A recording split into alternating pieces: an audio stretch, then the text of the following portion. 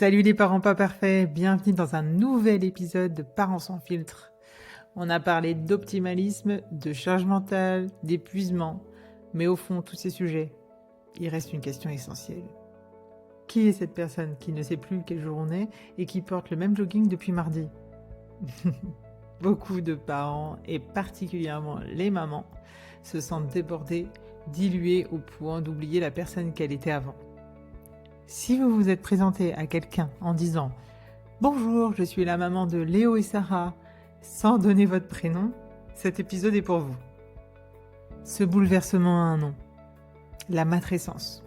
C'est un terme qui décrit la transformation psychologique et émotionnelle qu'une femme vit lorsqu'elle devient maman. Pensez-y comme une adolescente, mais pour la maternité. En gros, c'est le chaos, on ne se reconnaît pas dans le miroir, on change de goût, et personne nous a prévenus. C'est pas juste un rôle de plus, c'est une mue. Il y a un deuil de l'ancienne identité. La femme libre, l'amie spontanée, la professionnelle dévouée et le sentiment de fusion temporaire où l'identité de maman éclipse tout. C'est tout à fait normal. C'est même nécessaire au début, mais il est vital d'en sortir. Le piège, c'est que l'identité de mère devient un miroir déformé. Vous avez l'impression de ne plus avoir d'intérêt personnel, à part décrypter la composition des couches et savoir où sont rangés les gâteaux. De ne parler plus que de sujets liés à la parentalité. Votre soirée idéale se résume à comparer des modèles d'aspirateurs robots. De ne plus vous reconnaître en vous regardant dans la glace. Vous ne mettez plus de boules d'oreilles depuis 3 ans, car bébé tire dessus. Et de perdre le contact avec vos amis sans enfants. Ce n'est pas un manque d'amour pour vos enfants, c'est le signal que votre identité de femme a besoin d'être nourrie. Et si on parlait du style, l'uniforme parental, c'est le pire. Le t-shirt sans tache et le legging confortable devient votre tenue de soirée. C'est pas pour faire la morale, mais votre cerveau enregistre. Je ne suis plus qu'utilité. Un de mes conseils de coaching, c'est forcez-vous au moins une fois par semaine à porter une pièce vestimentaire qui vous rendait vous avant. C'est un acte de rébellion identitaire qui change l'humeur. Pour se redéfinir, il faut se reconnecter à ce qui vous animait. Je vous propose l'audit des désirs oubliés. Le premier, ce serait lister 3 choses que vous faisiez régulièrement avant les enfants et qui vous procuraient de la joie. Ça peut être lire, peindre, faire du sport, aller au cinéma.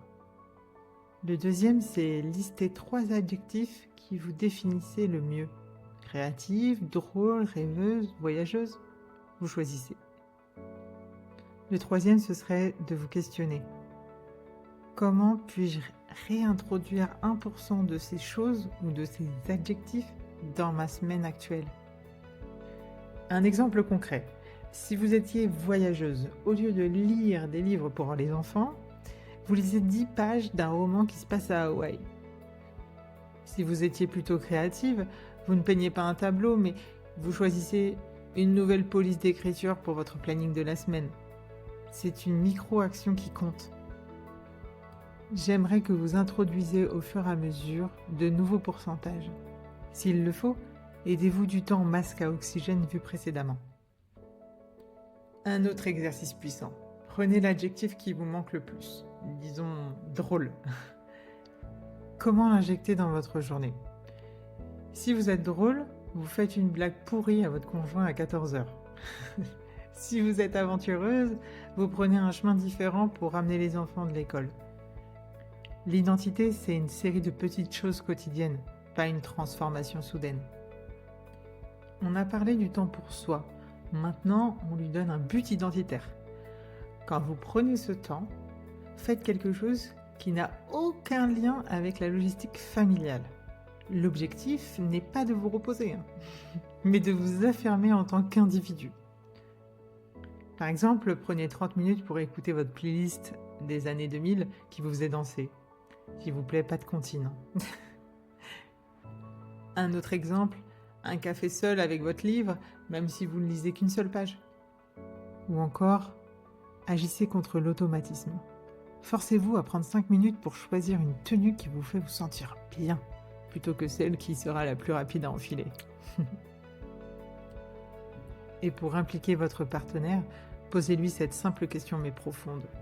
Quelle est la chose qui me manque le plus que je faisais avant d'être maman ?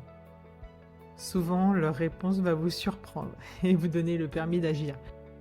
Lui aussi, sûrement, s'ennuie de votre vous d'avant. C'est important d'impliquer votre partenaire. Il ou elle doit soutenir la femme ou l'homme qui a besoin de s'épanouir, pas seulement un parent qui gère. Et surtout, acceptez votre nouvelle vous. Vous ne redeviendrez pas exactement la même personne qu'avant. Vous êtes plus riche de l'expérience d'être parent, ne l'oubliez pas.